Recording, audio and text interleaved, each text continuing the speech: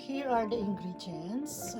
About 2 cups of ampalaya or 200 grams of diced beef.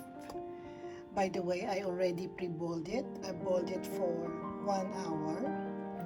And then I have here 1 bell pepper slice and red onion, 1 teaspoon of spice or chili paste, and then 1 tablespoon garlic, chopped garlic, lemongrass oil and ginger oil, and then salt and pepper. Light soy sauce. I put 1 drop of ginger oil, 1 drop of lemongrass oil to this soy sauce. So that will be our seasoning, and we will put this seasoning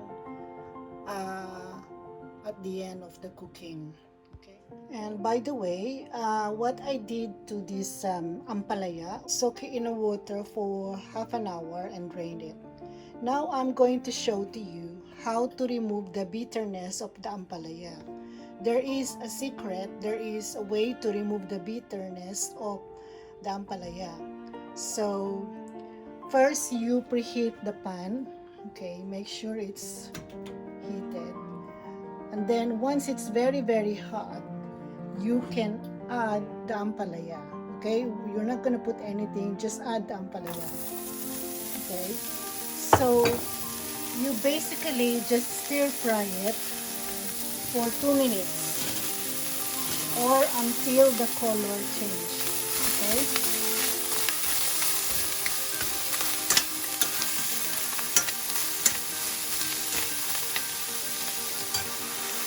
okay, so just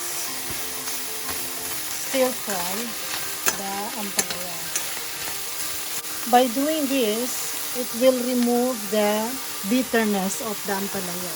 You don't need to boil it. So just stir fry until, so you will see that the juice coming out. Yeah, the juice is coming out. So just stir fry for, let's say, 2 to 3 minutes until the color change.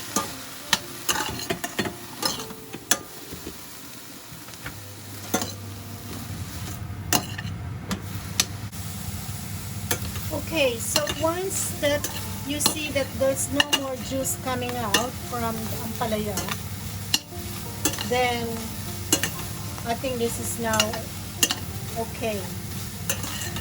Okay, so this is the way to remove the bitterness of the bitter gourd or ampalaya.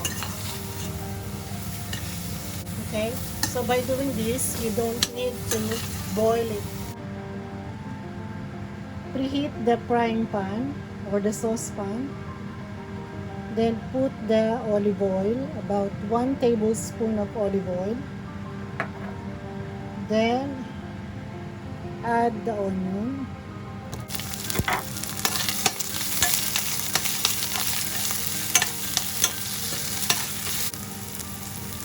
Then add the garlic.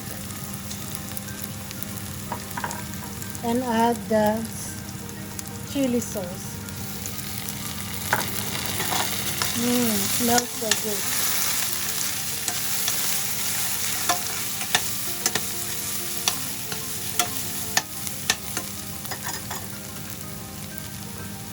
Now add the beef.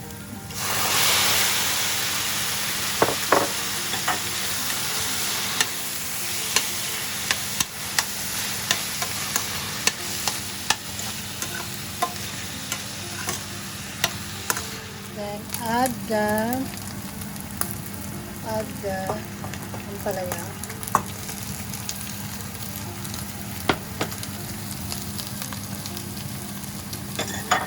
Then stir fry.